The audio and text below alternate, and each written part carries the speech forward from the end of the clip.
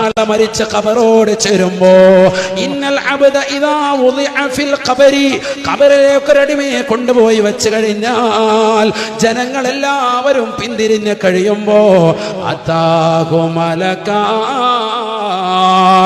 രണ്ട് മലക്കുകൾ ഖബറിലേക്ക് ഇറങ്ങി വരുകയാണ്. സുബ്ഹാനല്ലാഹ്. എന്നിട്ടൊരു ചിത്രം കാണിച്ചുകൊണ്ട് ചോദിക്കുകയാണ്, ഹൽ തഅരിഫുഹു, ഈ മനുഷ്യനെ അറിയുമോ? അറിയുമോ? മോമിനായ മനുഷ്യൻ, നമസ്കാരങ്ങൾ ചിട്ടവെച്ച മോമിൻ, ഇബാദത്തുകൾ ചിട്ടവെച്ച മോമിൻ, വഅദിലൂടെ പരിവർത്തനം ഉണ്ടാക്കിയ മോമിൻ, ജീവിതത്തിൽ 5 വഖ്ത് നമസ്കാരങ്ങൾ ഇനിയുള്ള ജീവിതത്തിൽ മുടങ്ങൂല എന്ന് ഇൻഷാ അല്ലാഹ് പറഞ്ഞുകൊണ്ട് ശപഥം ചെയ്തുകൊണ്ട് നിലകൊണ്ടതായ മോമിൻ, അവൻ നമസ്കരിച്ചവനാണ്, നോമ്പ് പിടിച്ചവനാണ്, സകാത്ത് കൊടുത്തവനാണ്, ഹജ്ജിന് സൗഭാഗ്യം കിട്ടിയവനാണ്, പാപങ്ങളുടെ കണ്ണീരപ്പിയവനാണ്, നിരാലംബരക്കവലംബമായവനാണ്. അവനാ ഖബറിൽ വെച്ചുകൊണ്ട് കാണുന്നതാകുന്ന ചിത്രത്തെ നോക്കിയിട്ട് പറയുമത്രേ, ഹാദാ മുഹമ്മദുർ റസൂലുള്ളാഹ്, ഇതെന്റെ ഹബീബാണ്, ഇതെന്റെ ഹബീബാണ്, ഇതെന്റെ അനുരാഗമാണ്.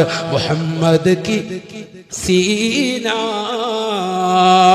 മുഹമ്മദ് കി सीरत सुने और सुनाए ये जीह चाहते. ഹബീബായ നബി തങ്ങളുടെ കഥ പറയാനാണ് എൻ്റെ ഹൃദയം വല്ലാതെ തുടിക്കുന്നത്. കാരണം ആ പ്രവാചകർ ഒരു സാധാരണ മനുഷ്യനായിരുന്നില്ല, അസാധാരണ വ്യക്തിപ്രഭാവത്തിന്റെ ഉടമയാണ്.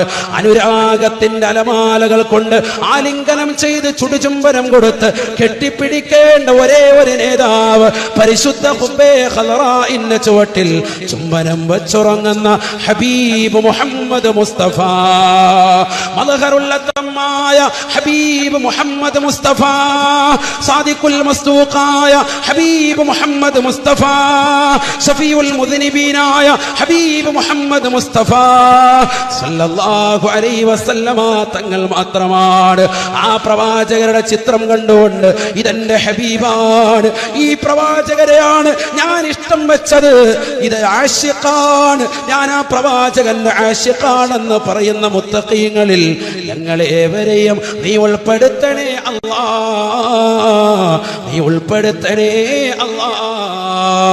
ഹബീബായ നബി തങ്ങളെ കാണുമ്പോൾ, ആ പ്രവാചകന്റെ മുഖകമലം ദർശനം നൽകുമ്പോ തിരിച്ചറിയണമെങ്കിൽ മുഅ്മിനേ, ഈ ദുനിയാവിൽ നീ സ്വലാത്ത് ചൊല്ലിക്കൊണ്ട് റസൂലുള്ളാഹിയെ വരവേൽക്കണേ. നമസ്കരിക്കുന്നതിനോടൊപ്പം നോമ്പ്